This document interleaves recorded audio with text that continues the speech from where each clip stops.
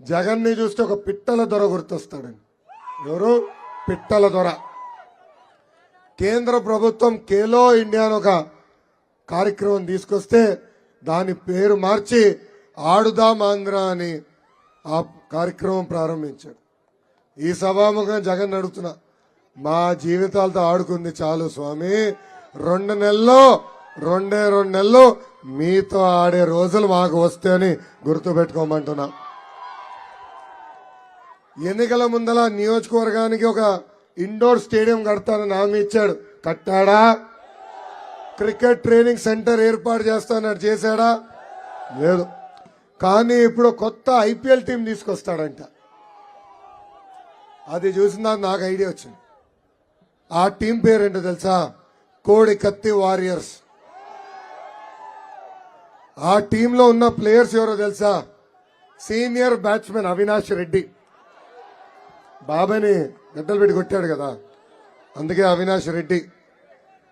Betting star ఉన్నాడండి, ఆయన పేరు అనిల్ యాదవ్. అరగంట స్టార్ ఉన్నాడండి, అంబటి రాంబాబు. గంట star Avanthi Srinivas. All rounder Gorantla Madhav. Reel star వాళ్ళ ఎంపీ మార్గాని భరత్. బూతుల స్టార్ సన్నబియ్య సన్నాసి కోడాల నాని.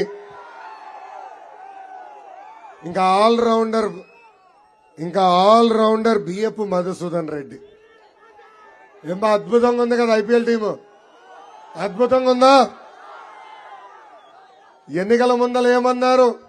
25కు 25 ఎంపీలు గెలిపించండి, ఢిల్లీ మెడ వంచి ప్రత్యేక హోదా తీసుకొస్తా ఉన్నారు. ప్రజలు 22 లోక్సభ ఎంపీలు ఇచ్చారు, 9 రాజ్యసభ ఎంపీలు ఇచ్చారు. అంటే 31 ఎంపీలు ప్రత్యేక హోదా తీసుకొచ్చారా అని ప్రజలందరూ ఒక్కసారి ఆలోచించాల్సిన అవసరం. ప్రత్యేక హోదా కాదు కదా, ఆ పార్టీకి చెందిన కొంతమంది ఎంపీలు ఢిల్లీకి వెళ్లి ఆంధ్ర రాష్ట్ర పరువు తీశారు. ఒక ఎంపీ ఏకంగా జిప్ తీసి భారతదేశానికి మొత్తం చూపించేశాడు. ఇంకొక ఎంపీ బాబాయిని లేపేశాడు కదా. సిబిఐలు వస్తే కర్నూలులో ఉన్న ఒక ఆసుపత్రిలో దొంగ దాక్కున్నాడు. ఇంకొక ఎంపీ ఏమో టిక్ టాక్ వీడియోలు, యూట్యూబ్ రీలు తీసే దాంట్లో బిజీగా ఉంటాడు. ఇంకొక ఎంపీ భార్య కొడుకుని వైకాపా నాయకులే కిడ్నాప్ చేశారు. ఆ దెబ్బకి మొత్తం కుటుంబం హైదరాబాద్కి పరారు.